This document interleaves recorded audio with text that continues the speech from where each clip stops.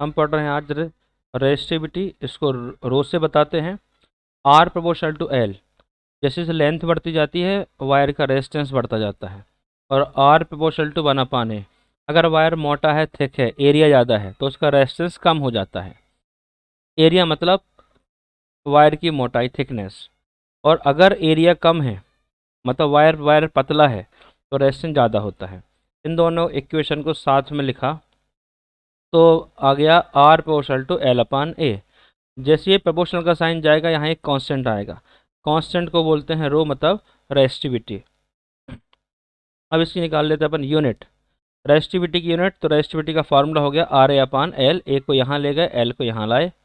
तो रेजिस्टेंस की यूनिट होती है ओम, एरिया के मीटर स्क्वायर, अपान में आ गया मीटर। तो 1 मीटर से स्क्वायर कैंसिल हुआ तो आंसर आ गया ओम इंटू मीटर। तो रेजिस्टिविटी की यूनिट हो गई ohm into metre. Dimensional formula देख लेते हैं। जब भी हमें डायमेंशनल फार्मूला निकालना होता है तो मैकेनिक्स की ओर जाते हैं। तो पहले हम आर का डायमेंशनल फार्मूला निकाल लेते हैं, क्योंकि अगर हमें इस फार्मूले में आर का डायमेंशनल फार्मूला पता है तो आर का पता है, और जो एरिया स्क्वायर है ना, एरिया का होता है लेंथ स्क्वायर और लेंथ का लेंथ। तो अगर हमें सिर्फ आर और एल का डायमेंशन, एल का तो एल है, आर का डायमेंशन पता चल जाए तो हम रेजिस्टिविटी को निकाल सकते हैं। और रेजिस्टिविटी का उल्टा होता है कंडक्टिविटी। तो रेजिस्टिविटी आ जाए और आप सीख गए तो उल्टा कर देना रेसिप्रोकल सारे चीज़ें। ओम है तो ओम इन्वर्स कर देना, मीटर है तो मीटर इन्वर्स कर देना, तो वो कहलाएगी कंडक्टिविटी। उसकी यूनिट साइमन होती है। तो पहले हम आर के डायमेंशन फार्मूले की बात करें तो पावर का फार्मूला होता है I square R, twinkle twinkle little star, power का फार्मूला आई स्क्वायर आर। यहाँ से हम पावर का फार्मूला याद कर लेंगे। तो देखो, और जो पावर होता है, हम बोलते पावर को बोलते हैं वर्क अपॉन टाइम, और वर्क को बोलते हैं फोर्स इनटू डिस्प्लेसमेंट। ये वर्क वर्क को बोलते हैं फोर्स इनटू डिस्प्लेसमेंट, और ये टाइम है, ये आई स्क्वायर आ जाएगा डिनोमीटर में, यहाँ पे आई स्क्वायर पहुँच जाएगा इधर। तो वर्क का फार्मूला हो गया फोर्स इनटू डिस्प्लेसमेंट, फोर्स का डायमेंशन हो गया ML/T-2, ML/T-2, और डी का हो गया L, ML/T-2 और डी का हो गया यहाँ पर L, डी मतलब डिस्टेंस, डिस्टेंस की डिस्टेंस का डायमेंशन L। और आई स्क्वायर होता है एम्पियर, तो ये एम्पियर स्क्वायर, टी हो गया टाइम। अब इन सबको हम कर देंगे सॉल्व। तो सॉल्व करने पे हमें मिल जाएगा आर का डायमेंशनल फार्मूला, जो होता है ML²T-3 A-2, ML²T-3 A-2। अब इसको एक ये शॉर्ट नोट्स बना लेना एक पेज में, जिससे एग्जामिनेशन हॉल तक पहुँचे तक उसको याद रख सको, रिकॉल कर सको बार बार, और हॉल के बाहर फेंक देना। अब जो रो का फार्मूला हो जाएगा RA/L, तो बस अपन को RL निकालना है। आर यहाँ से मिल गया था अपना, और L का मल्टीप्लाई कर दो। यहाँ L में 2 है, एक L एक्स्ट्रा आएगा तो यहाँ 3 हो जाएगा। तो ऐसा याद रखना। अब रेजिस्टिविटी पे करेंगे हम न्यूमेरिकल्स। तो उसके पहले हम ये समझें कि रेजिस्टिविटी किस किस चीज़ पर डिपेंड करती है। रेजिस्टेंस पे न्यूमेरिकल करेंगे, क्योंकि यही आएंगे आपके पेपर में। तो resistivity is also a constant, एक कॉन्स्टेंट क्वांटिटी होती है, ये नहीं बदलती। चाहे आप इसको खींचो, तोड़ो, टेम्परेचर बढ़ाओ, फिक्स क्वांटिटी होती है किसी भी मटेरियल की। अगर अगर आपसे बोले कि 1 मीटर कॉपर का वायर है, उसकी रेजिस्टिविटी बताओ, अगर उसी वायर को खींच दे 3 मीटर बना दे तो नहीं बदलेगी रेजिस्टिविटी। ठीक है, चाहे आप कितना टेम्परेचर बढ़ाओ, क्योंकि डिपेंड अपॉन लेंथ पे, हाइट पे, एरिया पे डिपेंड नहीं करती है। अब रेजिस्टिविटी क्या बोलते हैं, रेजिस्टेंस भी बोलते हैं कब, जब यूनिट वॉल्यूम हो, जब वॉल्यूम 1 हो, लेंथ ब्रेथ हाइट 1 हो किसी वायर की, तो उतने में जितना रेजिस्टेंस होता है उसको रेजिस्टिविटी बोलते हैं। अब रेजिस्टिविटी डज नॉट चेंज, ये काम की बात है। Resistivity does not change, resistivity नहीं बदलती है। कब तक, जब तक वायर को आप बेंड कर दो, मोड़ दो, वायर को स्ट्रेच कर दो, खींच दो, रिकॉस कर दो। रिकॉस होता है मेल्ट करने पे, पिघला के दूसरा शेप दे दो। पहले वायर लंबा था, आपने गोल कर दिया, तो रेजिस्टिविटी चेंज नहीं होगी। चेंज क्या होता है इस सब चीज़ों में, रेजिस्टेंस चेंज होता है, रेजिस्टिविटी नहीं बदलती है। रेजिस्टेंस बदल जाता है। तो जो रेजिस्टेंस का फार्मूला अभी अभी हमने देखा था, R प्रोपोर्शनल टू L और R प्रोपोर्शनल टू 1/A, ये एक्चुअल में कब कब होता है हम ये समझेंगे इधर। R प्रोपोर्शनल टू L हम यहाँ पे कब कब लगाएंगे, और R प्रोपोर्शनल टू 1/A हम मतलब कब कब लगाएंगे ये सीखेंगे यहाँ पे। जब तक मटेरियल सेम रहे, एक ही मटेरियल की बात करें, मान लो कॉपर वायर की बात करें तो कॉपर ही वायर है, तो हम फार्मूला लगाएंगे R प्रोपोर्शनल टू L। और नो इन्फॉर्मेशन अबाउट एरिया, जब तक कोई एरिया की इन्फॉर्मेशन ना दें तो लगाएंगे formula R proportional to L। No no information about area, जब एरिया के बारे में कुछ नहीं बताएं तो क्या हो जाएगा, आर प्रोपोर्शनल टू एल। और सबसे काम की बात यह है, दो दो डिफरेंट डिफरेंट वायर की इन्फॉर्मेशन दे दें तो, अगर दो डिफरेंट डिफरेंट वायर की इन्फॉर्मेशन दे दें तो, अगर दो वायर हैं, दोनों वायर कैसे हैं, डिफरेंट डिफरेंट हैं, दो डिफरेंट डिफरेंट वायर हैं, उनकी इन्फॉर्मेशन दे दें तो आर प्रोपोर्शनल टू एल लगाएंगे। दो डिफरेंट वायर की इन्फॉर्मेशन है तो लगा देंगे आर प्रोपोर्शनल टू एल। और वॉल्यूम सेम है तो एरिया कांस्टेंट है। अगर वॉल्यूम सेम है, वॉल्यूम सेम कब होता है, डेंसिटी का फॉर्मूला होता है मास अपन वॉल्यूम। वॉल्यूम सेम मतलब मास भी सेम, डेंसिटी भी सेम, सेम वायर की बात कर रहे हैं तो एरिया कांस्टेंट होता है। इस छोटी छोटी बातें होती हैं। जब दो वायर की बात करें तो लगाना है आर प्रोपोर्शनल टू एल, जब एक ही वायर की बात करें तो लगाना है R proportional to L square. तो देखते हैं उसके आगे। अब एक क्वेश्चन है हमारे सामने, negligible small current passing through a length, length given है 15 मीटर और गिवन है एरिया और रेजिस्टेंस गिवन है। आपसे बोला रेजिस्टिविटी बताओ। रेजिस्टिविटी का formula R A upon L, R को रखो, ए को रखो और एल को रखो, डिवाइड कर दो तो आ जाएगा आर ए अपान एल। अब नेक्स्ट क्वेश्चन में बोला compare the resistance of the two bulb 50 watt और 200 watt, they are the same voltage, दोनों का वोल्टेज सेम है। तो देखो जो पावर का फार्मूला होता है, पावर का formula V square upon R लगाएंगे। इसको क्यों लगाया, क्योंकि वोल्टेज बता दिया सेम है। तो यहाँ से रिलेशन मिला पावर 1 अपान आर, ये मिला हमें यहाँ से रिलेशन। इसका मतलब जिसका रेजिस्टेंस ज़्यादा है उसमें पावर कम जाएगा, या जिसका पावर ज़्यादा है, जिसका पावर ज़्यादा है उसका रेजिस्टेंस कम होगा। तो पावर ये कितना 200 वाट है, ये पावर ज़्यादा है तो इसका रेजिस्टेंस मिलेगा आपको कम, रेजिस्टेंस कम हो जाएगा, डाउन हो जाएगा। इसका पावर कम है तो इसका रेजिस्टेंस ज़्यादा आएगा। अब क्वेश्चन पढ़ते पूछा क्या है, कंपेयर द रेजिस्टेंस, दोनों का रेजिस्टेंस का रेशो पूछा है।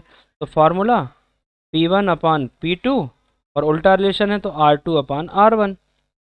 तो आपको यहाँ पे P1 की वैल्यू 50 थी और P2 की वैल्यू थी 200 और यहाँ R2 अपान R1 निकल जाएगा, कितना हो जाएगा यहाँ हो जाएगा 1/4। तो R2 अपान R1 1/4 और R1 अपान R2 4/1। तो जो भी आपसे पूछा है R1 अपान R2 पूछा है तो 4/1 आंसर आ जाएगा। ऐसे क्वेश्चन आने के चांसेस रहेंगे इस चैप्टर से।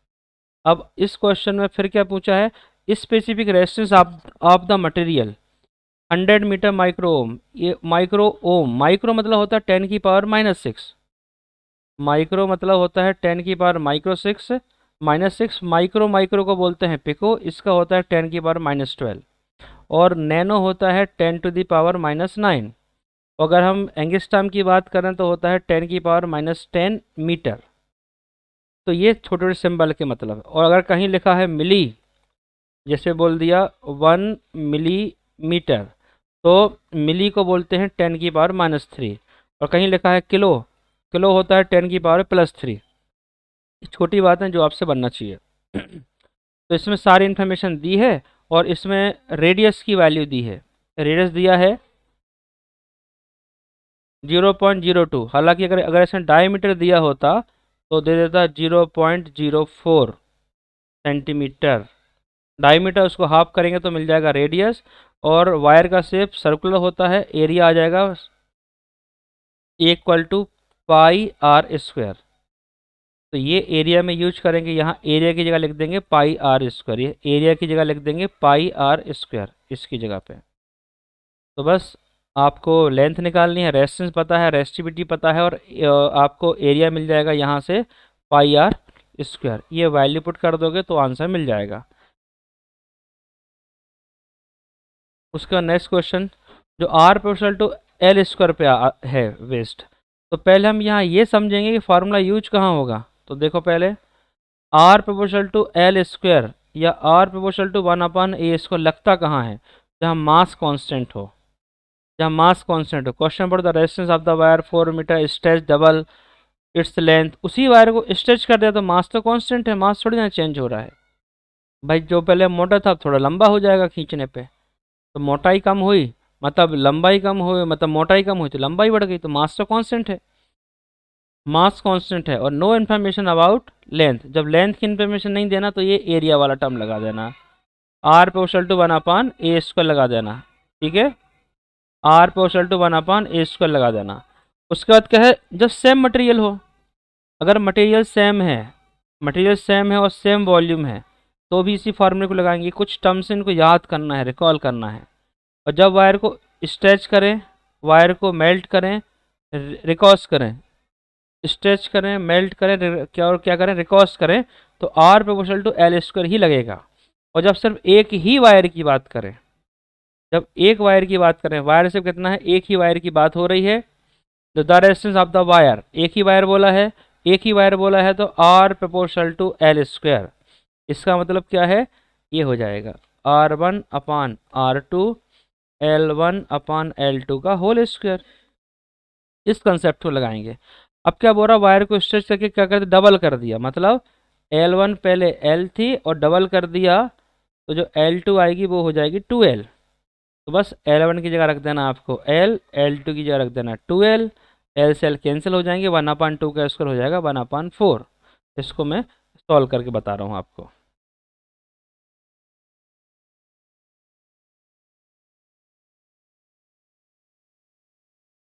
तो यहाँ जो बताया वो शायद आपको क्लियर होगा। आपको यहाँ कितना रखना है, L1 की वैल्यू रखनी है L, और यहाँ L2 की वैल्यू रखनी है 2L। तो ये L हो गया और L2 की वैल्यू हो गई यहाँ से 2L, L से L कट गया, कितना बचा 1/2, 1/2 का इसका 1/4, तो R1/R2 की वैल्यू आ गई 1/4, ये आ गया 1/4। अब उसने बोला पहले वायर का रेजिस्टेंस तो 4 है, पहले वायर का रेजिस्टेंस 4 है, दूसरे वायर का निकालना है। तो अगर हमें R2 निकालना है तो ये यहाँ क्रॉस मल्टीप्लाई हो जाएगा, ये हो जाएगा 4R1, पहले का 4 है, दूसरे का 4R1 आया, तो 4×4 = 16, तो ऐसा आपको 16 आंसर मिल जाएगा।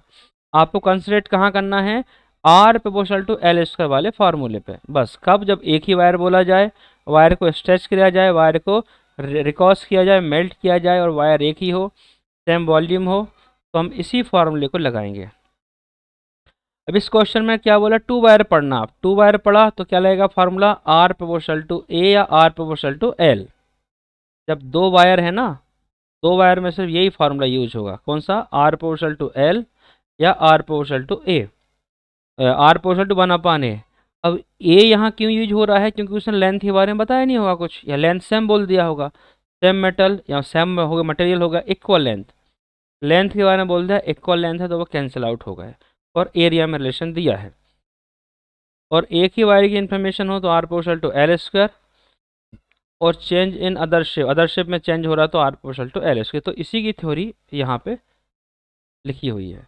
अब इसमें क्या है, दो वायर है, दो वायर जब होता है ना तो R प्रोपोर्शनल टू एल या R proportional to 1/A, reciprocal relation, क्योंकि इसमें दो वायर हैं, तो हम इसमें लगा देंगे फॉर्मूला, क्योंकि लेंथ की इन्फॉर्मेशन दी नहीं है, तो R1/R2 उल्टा रिलेशन है, तो A2/A1। और अगर उसने रेडियस दे रखी होती है इधर, तो क्या लगा देते हैं, πR2 का स्क्वायर और πR1 का स्क्वायर, यहाँ स्क्वायर हो जाता है, एरिया में एरिया का फॉर्मूला कितना होता है, πR², तो ये यहाँ आ जाएगा, R का स्क्वायर हो जाएगा, पाई से पाई कैंसिल। तो एक फार्मूला और यहाँ बन सकता है, अगर रेडियस दे दें, R2 का स्क्वायर/R1 का स्क्वायर, इस फार्मूले से। तो अब इस क्वेश्चन में क्या हो गया, R1/R2 और A2/A1 ये फार्मूला बन गया। और उनने बोला है कि एरिया का रेशियो जो गिवन है 1/2 है, क्वेश्चन ने बोला R1/R2 1/2, तो रेजिस्टेंस का रेशियो कितना हो जाएगा, 1/2।